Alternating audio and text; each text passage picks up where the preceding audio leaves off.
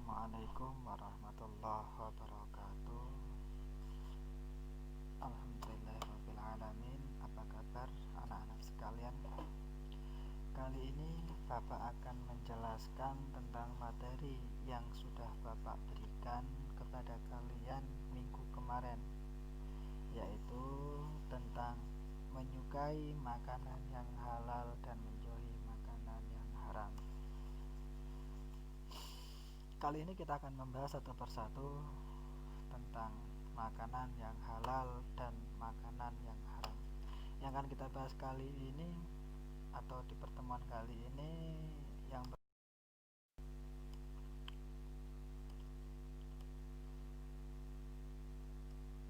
makanan halal.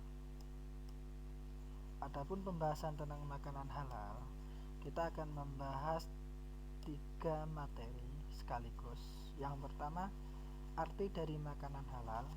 Kemudian yang kedua, macam-macam makanan halal. Dan yang ketiga, manfaat dari makanan halal. Oke, kita lanjut ke berikutnya. Kemarin sudah Bapak berikan materi tentang makanan halal dan anak-anak sudah menyalinnya atau mensalin di buku tulis, di buku fikih kelas 6. Yuk, apa sih pengertian dari makanan halal itu? Lihat di sini yang sudah anak-anak tulis kemarin. Arti dari makanan halal. Kita bahas dulu tentang halal. Menurut Wikipedia, halal adalah segala objek atau kegiatan yang diizinkan untuk digunakan atau dilaksanakan. Dalam agama Islam, istilah ini dalam kosakata sehari-hari lebih sering digunakan untuk menunjukkan makanan dan minuman yang diizinkan untuk dikonsumsi menurut Islam, menurut jenis makanan dan cara memperolehnya. Sehingga kita ambil kesimpulan bahwa makanan halal adalah makanan yang diizinkan oleh Allah Subhanahu wa taala untuk dimakan. Jadi yang kita bahas di sini adalah makanan halal, makanan yang diizinkan oleh Allah Subhanahu wa taala untuk dimakan. Ada makanan yang tidak diizinkan, ada makanan yang tidak diizinkan, itu adalah makanan haram. Jadi untuk kali ini kita hanya akan membahas tentang makanan halal. Sekali lagi, apa sih makanan halal itu? Makanan halal adalah makanan yang diizinkan oleh Allah untuk dimakan.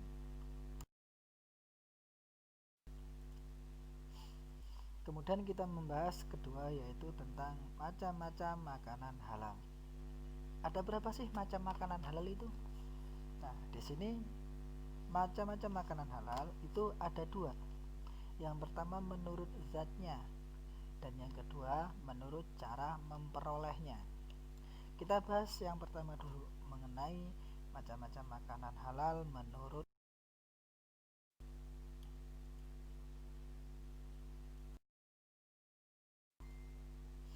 makanan halal menurut zatnya.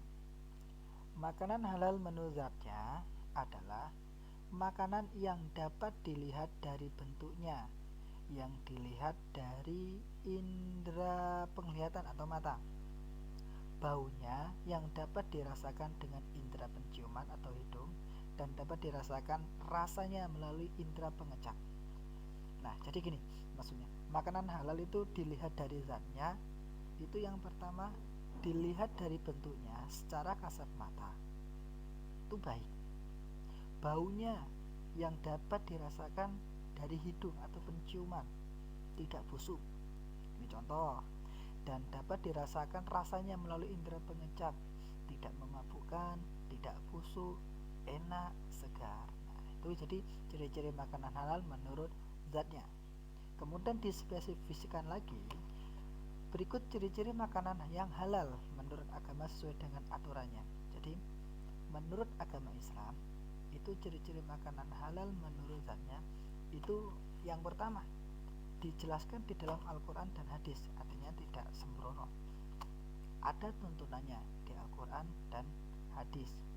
Yang kedua, bermanfaat bagi pertumbuhan manusia. Kemudian yang ketiga, tidak merusak akal, pikiran, dan badan. Serta yang keempat, tidak kotor, najis, dan tidak menjijikan. Ini ciri-ciri dari makanan halal menurut agama Islam sesuai dengan aturan-aturannya. Nanti akan kita bahas satu persatu.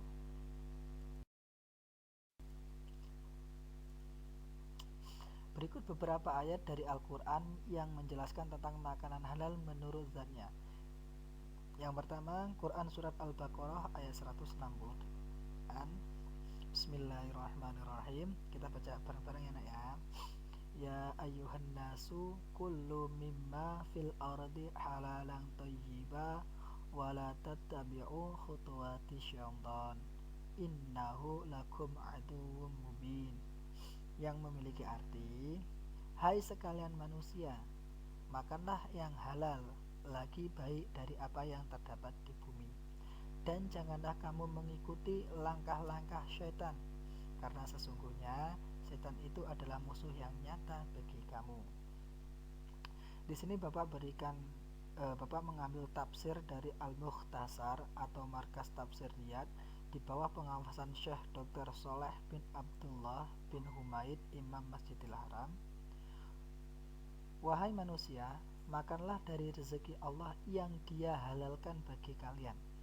Artinya manusia itu disuruh memakan rezeki yang Allah berikan dengan cara halal bagi kalian yang terdapat di bumi, dalam keadaan bersih dan bukan najis, yang bermanfaat dan tidak memudaratkan.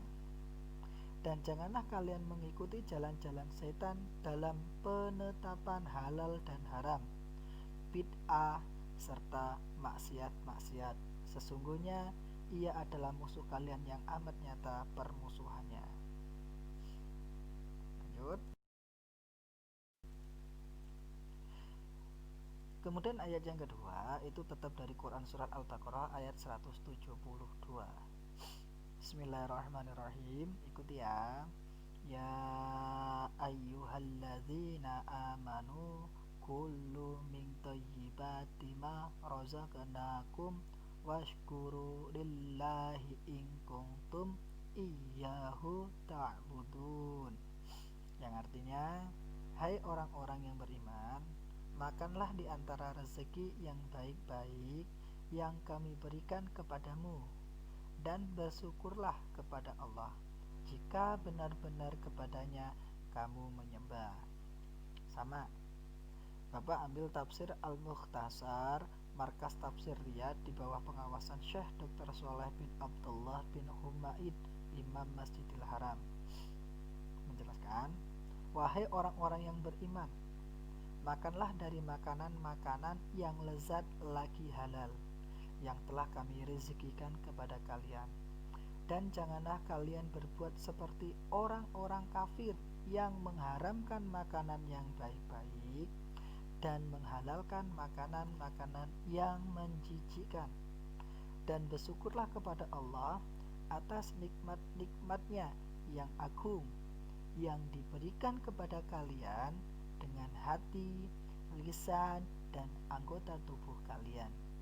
Jika kalian memang orang-orang yang betul-betul tunduk kepada perintahnya, mendengar lagi taat kepadanya, beribadah kepadanya saja tanpa menyekutukan sesuatu apapun dengan yang lain. Sehingga bisa kita ambil kesimpulan bahwasanya makanan yang halal menurut zatnya, yang pertama, makanan itu sehat, tidak kotor, tidak najis, kemudian tidak menjijikkan, kemudian tidak merusak pikiran, akal, ataupun badan, menyehatkan. Kemudian dijelaskan dalam Al-Quran tentang batasan-batasan makanan yang halal. Kita lanjut. Kemudian makanan halal menurut cara memperolehnya. Selain tadi kita membahas tentang makanan halal menurut zatnya atau menurut bentuknya, fisiknya, hari ini kita akan membahas juga makanan halal menurut cara memperolehnya. Menurut Al-Quran surat Al-Baqarah ayat 188 dijelaskan, Bismillahirrahmanirrahim, wala ta'kulu amwalakum bainakum bil batili wa tudlu biha ila hukami litakulu fariqam min amwalin nasi bil ismi wa antum ta'lamun, yang artinya, dan janganlah sebagian kamu memakan harta sebagian yang lain di antara kamu dengan jalan yang batil, dan janganlah kamu membawa urusan harta itu kepada hakim supaya kamu dapat memakan sebagian daripada harta benda orang lain itu dengan jalan berbuat dosa, padahal kamu mengetahui. Tafsir Quran surat Al-Baqarah ayat 188 dengan dan janganlah sebagian dari kalian mengambil harta sebagian yang lain secara batil, artinya kita tidak boleh mengambil harta orang lain secara batil. Batil itu apa sih Pak? Batil itu bisa dikatakan caranya jahat ya, jahat lah itu aja lah. Seperti mencuri, ini ada contohnya nih, seperti mencuri, merampas, dan menipu. Ini cara-cara yang batil yang tidak dibenarkan oleh agama. Juga janganlah kalian mengajukan gugatan ke penguasa pengadilan untuk mengambil sebagian harta orang lain secara tidak benar nih. Jadi tidak boleh kamu membawa ke penguasa atau ke pengadilan untuk mendapatkan harta orang lain secara tidak benar, padahal itu bukan harta kamu. Itu dilarang. Padahal kalian tahu bahwa Allah mengharamkan hal itu. Nah, yang kamu lakukan itu salah dan Allah tahu, tapi kamu tetap melakukan, itu tidak dibolehkan, sehingga nanti kita akan mendapatkan harta yang haram, bukan harta yang halal atau makanan yang halal. Kemudian padahal kalian tahu bahwa Allah mengharamkan hal itu, jadi melakukan perbuatan dosa disertai kesadaran bahwa perbuatan itu diharamkan akan lebih buruk nilainya dan lebih besar hukumannya. Jadi gini, kalau kita menyadari bahwa harta itu bukan harta kita, tapi kita menggugat atau membawa kepada pengadilan untuk mendapatkan harta itu, dan kita sadar bahwa Allah itu mengetahui apa yang kita lakukan itu salah, maka apa yang akan dinilai Allah kepada kita? Yaitu Allah akan menilai kita buruk, bahkan lebih besar hukumannya daripada yang lain. Menurut bahasa, kita bahas tentang batil. Batil apa sih Pak? Nah, batil pada nyanyi, batil apa? Batil adalah tidak terpakai, tidak berfaedah, rusak atau sia-sia. Secara istilah, batil berarti terlepas atau gugurnya sesuatu perbuatan dari ketentuan syarak, serta tidak adanya pengaruh perbuatan tersebut dalam memenuhi tuntunan syariat. Itu menurut istilah batil. Menurut Al-Quran surah Al-Baqarah ayat 276, ini tetap masih menjelaskan tentang tidak diperbolehkannya cara riba. Jadi selain tadi tidak diperbolehkan dengan cara yang batil, hari ini kita juga akan membahas tentang cara memperoleh harta itu tidak boleh dengan cara riba. Al-Quran menjelaskan, yamhaqullahu riba wa yurbi shadaqah wallahu la yuhibbu kullu kafarin atim. Allah memusnahkan riba dan menyuburkan sedekah, dan Allah tidak menyukai setiap orang yang tetap dalam kekafiran dan selalu berbuat dosa. Tafsir Al-Mukhtasar Markas Tafsir Riyadh di bawah pengawasan Syekh Dr. Sholeh bin Abdullah bin Humaid, Imam Masjidil Haram, Allah melenyapkan seluruh riba dan mengharamkan pelakunya dari mendapatkan keberkahan hartanya, maka dia tidak dapat memanfaatkan darinya, dan menumbuhkan sedekah serta memperbanyak melipat gandakan pahala bagi orang-orang yang bersedekah dan memberkahi mereka dalam harta kekayaan mereka.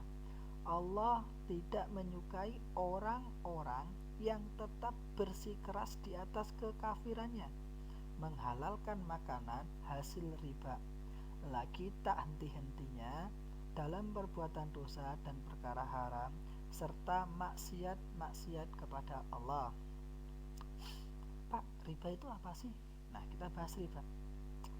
Di sini Pak Ali mengambilkan pengertian riba. Riba secara bahasa bermakna ziyadah, tambahan. Dalam pengertian lain, secara linguistik riba juga berarti tumbuh dan membesarkan. Artinya sesuatu tambahan yang tidak ada dasarnya. Kemudian sesuatu yang dibesar-besarkan, yang tadinya sedikit jadi besar. Sedangkan menurut istilah teknis, riba berarti pengambilan tambahan dari harta pokok atau modal secara batil. Nih, contoh gini, seseorang pinjam uang kepada orang lain dengan nominal 100.000. Kemudian yang meminjamkan ini memberikan syarat kepada si peminjam, nanti ketika mengembalikan harus lebih dari 100.000, 105.000, 110.000. Nah, itu salah satu riba, artinya memberikan tambahan dari pokoknya. Ada lagi dijelaskan, secara umum terdapat benang merah yang menegaskan bahwa riba adalah pengambilan tambahan, baik dalam transaksi jual beli maupun pinjam meminjam secara batil atau bertentangan dengan prinsip muamalat dalam Islam. Tuh.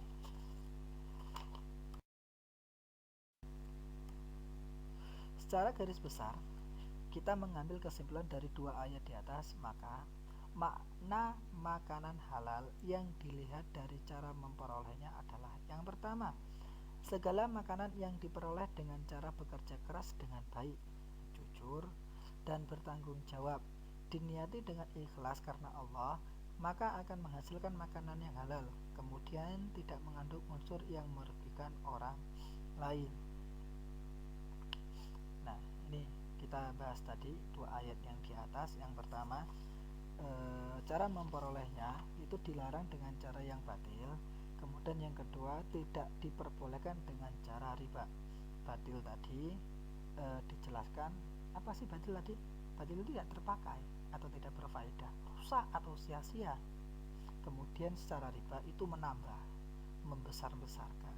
Jadi kita dilarang mencari makanan untuk kehidupan sehari dengan cara batil dan dengan cara riba.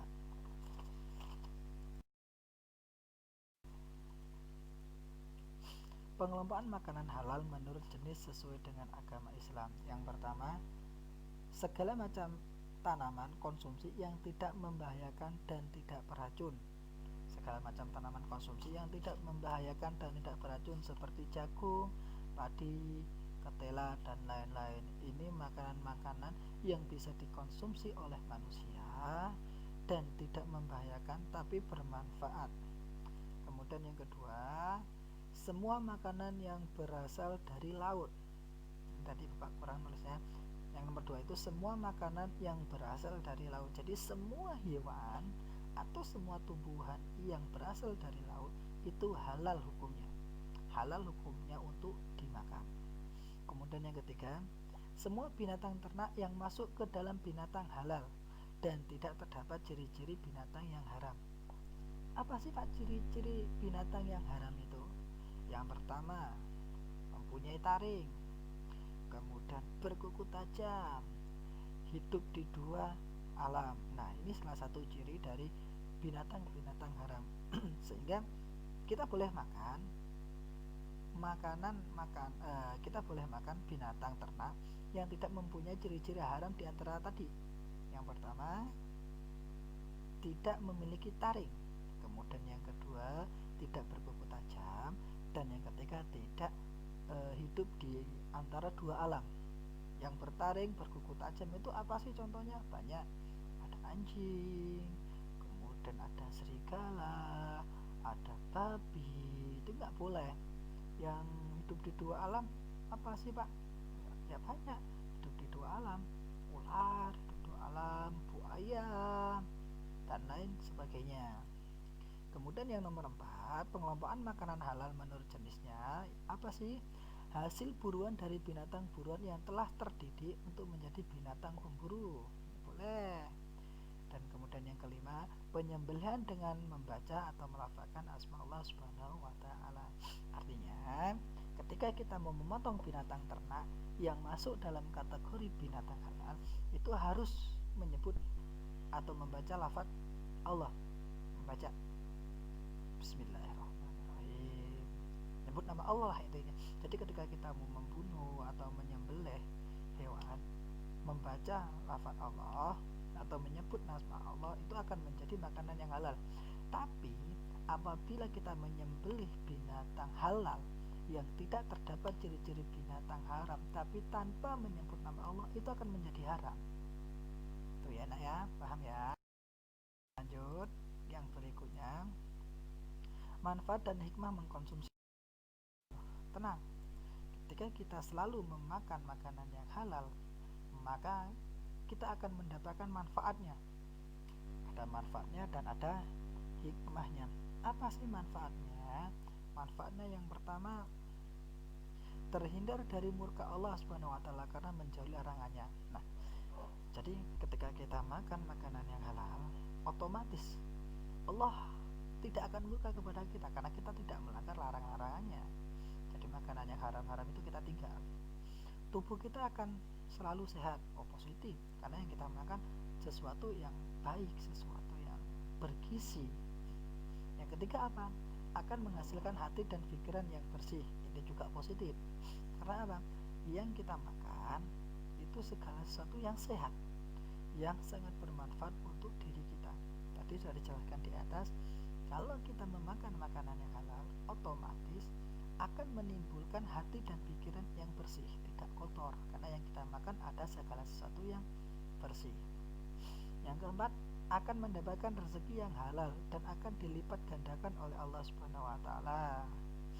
Yang kelima, menunjukkan kepada umat lain bahwa agama Islam hanya mengajarkan tentang kebaikan. Nih, ketika orang Islam memakan makanan yang halal, otomatis yang kita makan adalah baik-baik. Itu menunjukkan bahwa Islam ini hanya mengajarkan tentang kebaikan dan meninggalkan keburukan. Yang buruk-buruk kita tinggal, yang baik-baik kita ambil.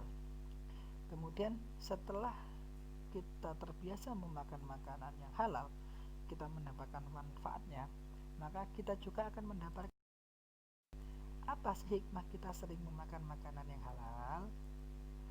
Yang pertama, mendapatkan kesehatan hati dan jasmani atau badan. Seperti yang tadi Bapak sampaikan,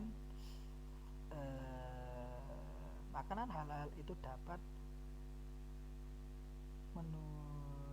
menghasilkan hati dan pikiran yang baik, sehingga mendapatkan kesehatan hati dan jasmani, badannya akan menjadi sehat. Yang kedua, supaya doa dikabulkan oleh Allah Subhanahu wa taala. Nah, Allah sudah suka dengan kita. Allah sudah ridho dengan apa yang kita cari, karena yang kita cari adalah segala sesuatu yang halal, yang baik, sehingga Allah suka dengan kita. Kita doa pun akan diijabah oleh Allah, dan kita, hati kita tidak terkotori oleh makanan-makanan yang haram. Yang ketiga, dijauhkan dari api neraka, insya Allah, karena kita tidak melanggar larangan-larangan Allah. Otomatis kalau kita tidak melanggar larangan-larangan Allah, maka ya kita akan terhindar dari api-api neraka. Kemudian yang keempat, makanan yang halal menumbuhkan perbuatan yang baik. Karena hati kita baik, jasmani kita baik, otomatis perbuatan kita juga baik, pikiran kita juga baik.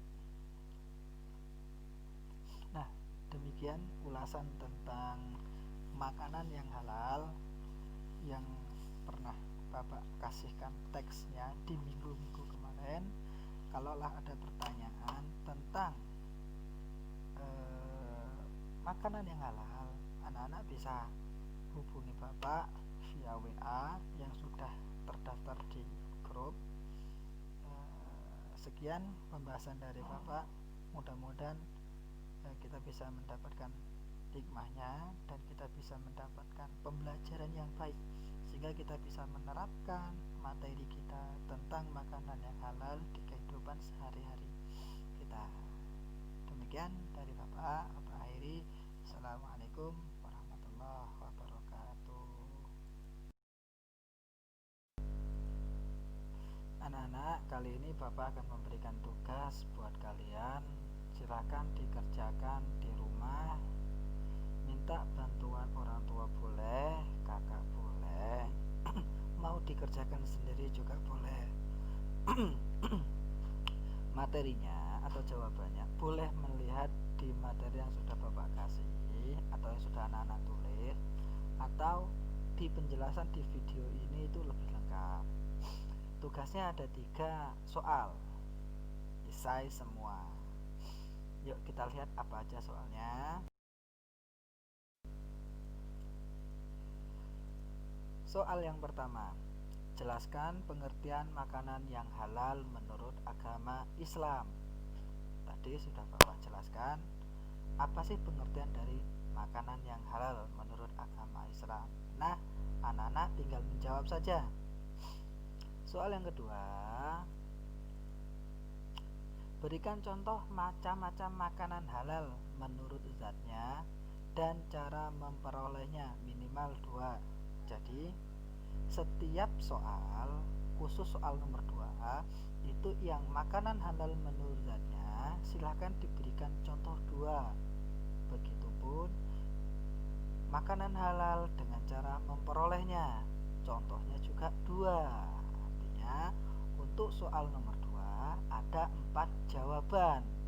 2 jawaban untuk makanan halal menurut zatnya dan 2 jawaban makanan halal menurut cara memperolehnya. Paham ya? Soal yang nomor 3, sebutkan manfaat dan hikmah jika kita terbiasa memakan makanan yang halal. Nah, di sini anak-anak menyebutkan apa sih manfaat dan hikmah jika kita terbiasa memakan makanan yang halal. Jadi nanti anak-anak dijawab nih yang soal nomor 3. Manfaat makanan halal apa aja disebutin.